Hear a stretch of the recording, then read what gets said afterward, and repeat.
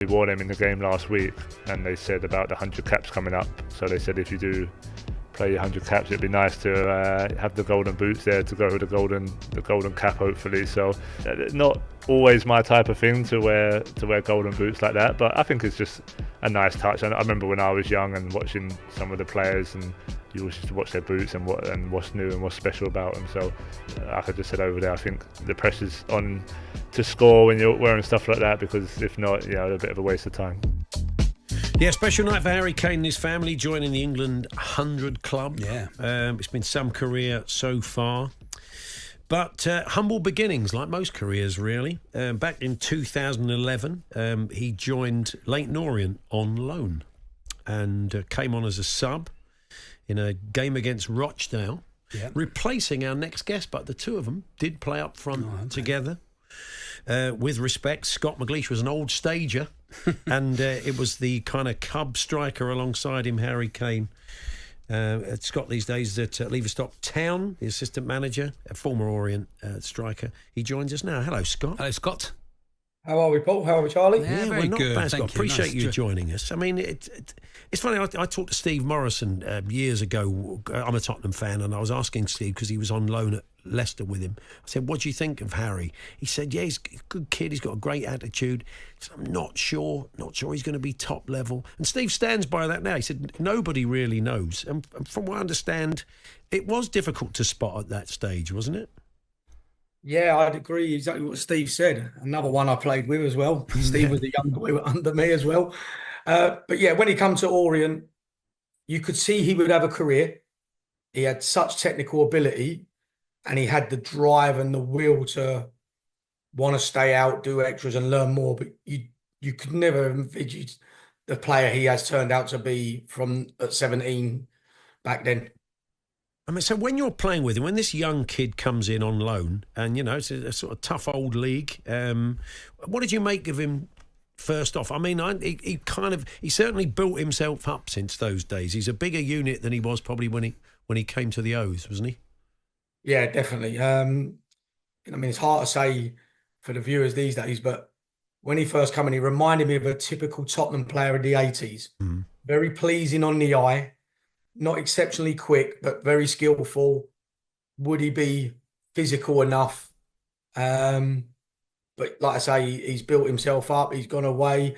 I think every loan period he's had, he's learned from it, and he's developed his game with every experience. Yeah, you've had a lot of clubs. Scott, was looking at your Wikipedia, and you must have seen a lot of young players come and go and come on loan to have the lumps knocked off them.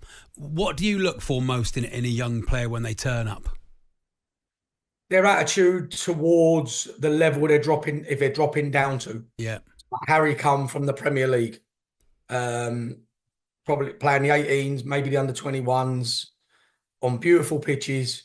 They're like carpets, and his first game was Rochdale away, ankle deep in mud. Yeah. And you're looking, what's he going to be like? And he walked out on the pitch, and we kind of went, yeah, it's not the carpets you're used to. He went, well, it was still a pitch though, isn't it?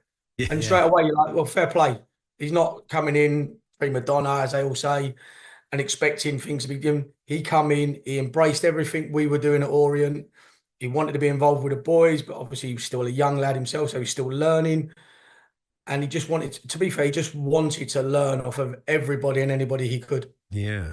Now, how did you two operate when you played together? I mean, were you both sort of out and out strikers? Did he play a little bit deeper? We've seen him do that, haven't we, subsequently? Yeah. So when he first came to Orient, obviously he's come as a striker, but with the knowledge the manager had of him that he could also play slightly dropped off. So when we played a free in midfield, sometimes he'd play the advanced midfielder, the 10 as they want to call it these days. Or sometimes he'd be just up front on his own. He mixed it up depending on what the gaffer wanted. It's amazing, isn't it? I mean, when you've kind of watched over the years and watched how he's gone from sort of stage to stage and getting the big move to Bayern, becoming England captain and everything. Have you sort of marvelled at it a bit, Scott? Yeah, I've seen him a few times since, and he's still so humble. He's still Harry from when I knew him at Orient, still comes up, says hello. Nothing's made him any different to as he was as a 17-year-old in front of us then. And like I say, he's worked at every aspect of his game. He's built himself up. He looks quicker. He's definitely stronger and more physical. Yeah. But some of the goals you see, like when he's scoring from outside the edge of the box, down the left or right wing, we used to see him practice that every week. It was like, we always say at strikers, the goals don't move. It's just knowing where you are on the pitch. And he worked on different angles of shooting all the time. Yeah. I mean, at that level as well, you know, I know you have to play with them, but they're also coming in to take your spot in many ways, aren't they? A lot of footballers say they're coming to take food off my table. So you have to be in competition with them as well, I suppose. Yeah, definitely. I mean, you say strikers, it's normally a 1 or a 2. And if someone's coming on a loan and you've got others there already, then it's more competition. But it worked well. I was 37 at the time, so there's no way I was going to play every game for 90 minutes. So we kind of interacted. We played together. He come on for me. I come on for him, different games. But just his willingness to work and realise that, I always say, going out on loan, you rarely ever see an under-18s or a 21s manager get the sack because they probably lost 5 or 6 games in a row. But they soon realise at League One, League Two, when they come down loan, that actually players need that win bonus. They need the appearance money, and they buy into that culture. And I think they definitely get value for it. Yeah, it's great. It's amazing, isn't it? The kind of journey that players take. I mean, there's been this thing, isn't there, about loans? I mean, sometimes the clubs are a bit nervous about sending them into that. Playing with men is one aspect, but they're also worried that they go into a different setup and they're not club trained and they don't train on to the same extent. There are some clubs that are often a bit nervous about sending them out to toughen them up a bit. Yeah, there is. We've got the under 21 league now. But sometimes I've watched a few of those games and they can be a glorified friendly. You go down into League One, even Championship, if you're coming from the Premiership, Championship, League One, League Two, it definitely is an eye-opener.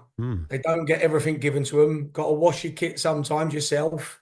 And it's just moulding them into, hopefully, a stronger mentality as well. Paul Hawksbee and Andy Jacobs, Monday to Friday afternoons 1 till 4 on AM, on DAB, via the talkSPORT app and on your smart speaker. talkSPORT.